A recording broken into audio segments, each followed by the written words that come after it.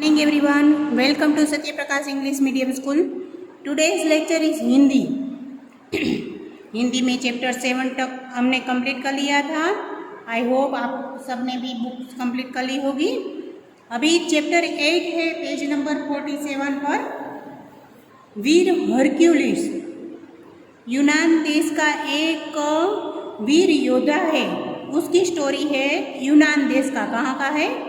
यूनान देश का. प्राचीन काल की स्टोरी है, बहुत ही मस्त स्टोरी है. अभी देखते हैं उसके साथ क्या क्या होता है और कैसी स्टोरी है. ओके.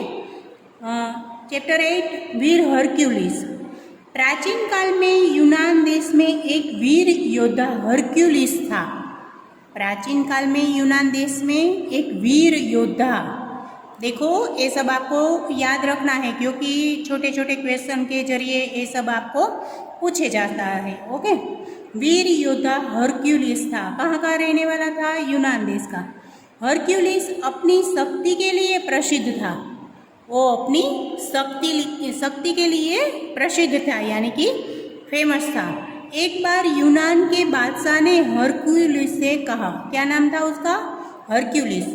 बादशाह ने, यूनान देश के बादशाह ने हरक्यूलिस से कहा, हम चाहते हैं कि तुम जाकर हेस्पेराडस, एक बाग है, यूनान का एक बाग है, तुम जाकर हेस्पेराडस के बाग से हमारे लिए सोने के 3 सेब ले आओ. हेस्पेराडस क्या है? यूनान का एक बाग है जहाँ पे सोने के सेब आते हैं. ओके. हरक्यूलिस यह सुनकर बहुत हैरान हुआ क्योंकि उस बाग का पता कोई नहीं जानता था. पता होता तो सब नहीं ले आते, इसलिए उस बाग का पता किसी को भी नहीं पता था. अभी हरक्यूलिस को वहाँ जाने के लिए बोला तो वो परेशान हो गया. हाँ, दंत कथा यही थी कि वह एक बाग है. दंत कथा यानी कि पुराण में ऐसी कथाएं जो होती है, ऐसी कथा थी कि उस बाग में सोने के सेब होते हैं, ये एक बाग है ऐसे. उसकी रक्षा एक भयानक अजगर करता है.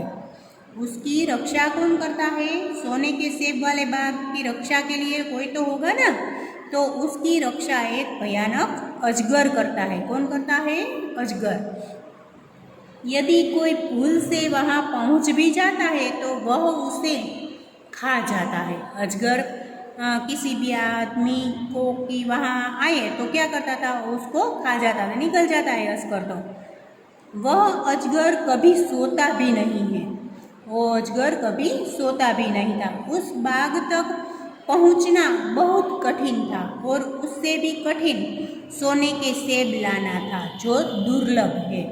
बादशाह ने जो बात कही है कि वहाँ से आपको सोने के 3 सेब लाने हैं, वो तो बहुत ही, पहले तो वहाँ पहुँचना ही कठिन है, फिर वहाँ से सोने के सेब लाना वो तो बहुत ही कठिन बात है.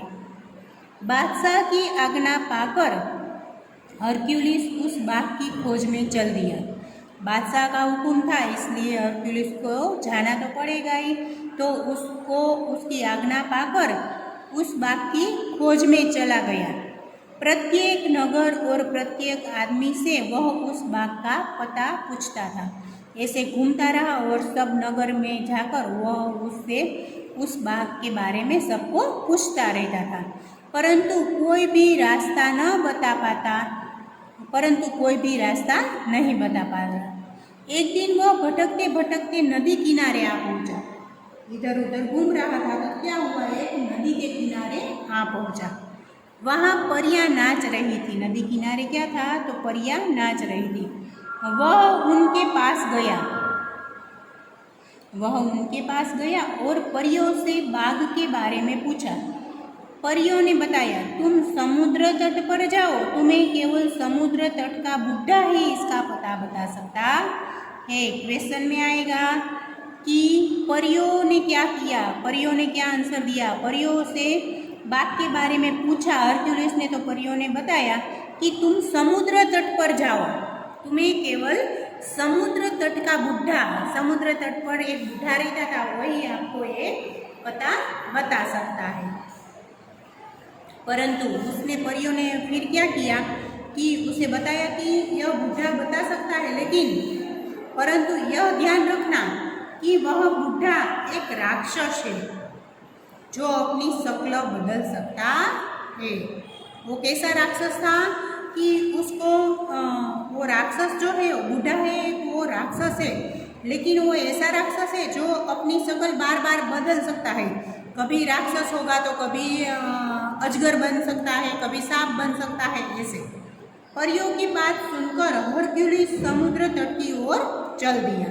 हरक्यूलिस को अभी पता मिल गया तो वो उस तरफ चल दिया, समुद्र तट पर। कहाँ? समुद्र तट पर। ओके, अभी उसके बाद पेज नंबर 48 पर देखिए, वहाँ वह बूढ़ा समुद्र तट पर गहरी नींद में सोया हुआ था। देखिए पिक्चर में ही है, बूढ़ा क्या कर रहा था? समुद्र तट पर सो रहा था। वह धीरे धीरे बिना आहट किए उसके पास गया। वो धीरे धीरे आहट करके, आवाज़ करे बिना उसके पास गया। उसने उस बूढ़े की बाह पकड़कर उसे नींद से जगा दिया। उसने उसे पकड़कर उसे नींद से जगा दिया और उससे पूछा, बताइए जनाब, हेस्पेराडस का मार्ग कौन सा है? उसने बताया, पूछा हरक्यूलिस ने कि जरा मुझे बताइए कि हेस्पेराडस का मार्ग कौन सा है, उसका रास्ता क्या है? जैसे ही हरक्यूलिस ने बूढ़े से यह प्रश्न पूछा, वैसे ही बूढ़ा एक भयानक बब्बर शेर बन गया। क्या बन गया?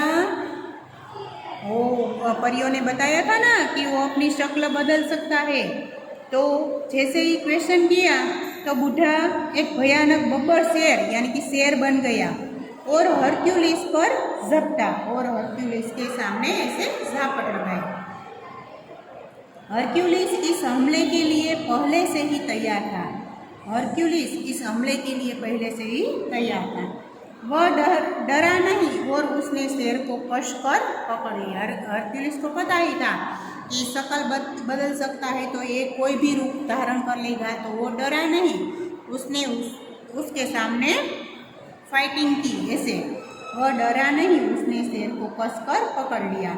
वह यह चाल असफल होते देख कर राक्षस शेर से विषैला सांप बन गया। अभी बूढ़े ने क्या किया?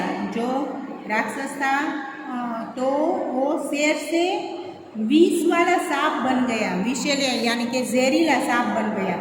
फिर भी निडर हरक्यूलिस ने उसे अपनी पूरी ताकत से पकड़े रखा। फिर भी वो डरा नहीं, उसने अपनी ताकत से उसे पकड़े रखा।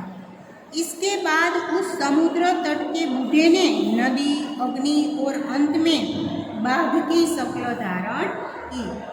फिर बूढ़े ने सांप से क्या किया? तो बूढ़े ने नदी, अग्नि, बाघ, इन सब की बार बार अलग अलग रूप धारण किए।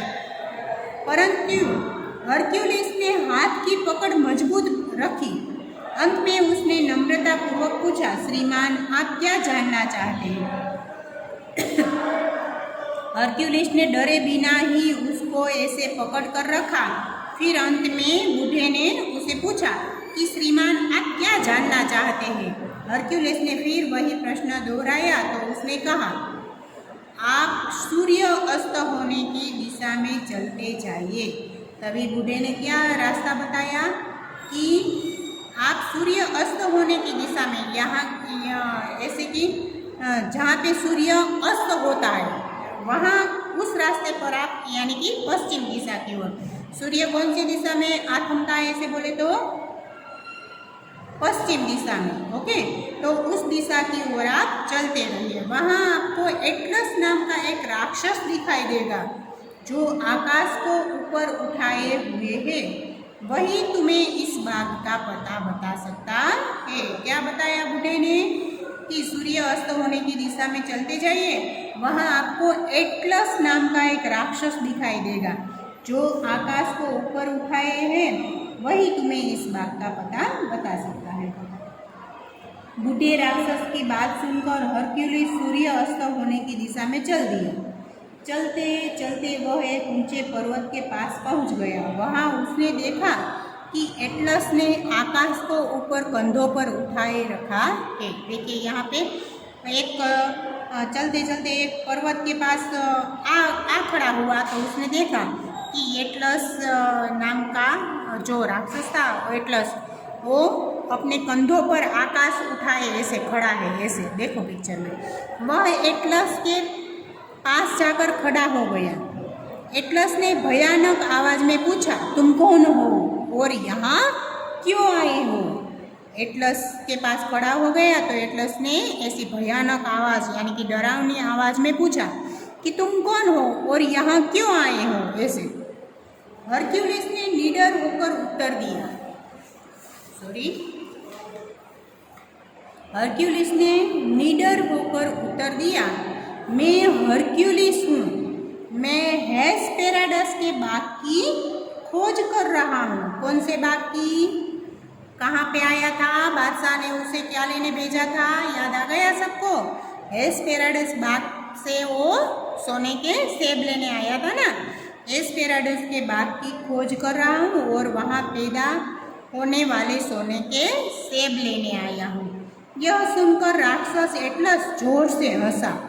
उसकी हंसी बादल की भयंकर गर्जन के समान थी। जैसे बादल गरजते हैं तो हमें कैसे डर लगता है, वैसे उसकी हंसी भी ऐसी ही थी। फिर कुछ सोचकर बोला, मित्र, तुम यह सेब कभी नहीं पा सकते। उसने कहा एटलस ने कि तुम ये सेब कभी नहीं पा सकते। हाँ, यदि तुम कुछ देर के लिए इस आकाश को थाम लो तो मैं तुम्हें वे सोने के सेब ला दूंगा। उसने कहा। वो ऐसे ऊपर ऐसे आकाश हाथ में लेकर खड़ा था ना, ऐसा शक्य नहीं है, लेकिन इस स्टोरी में दिखाया है। आकाश कोई ऐसे लेकर थोड़ा खड़े ही हो सकता है, लेकिन ये स्टोरी है इसलिए।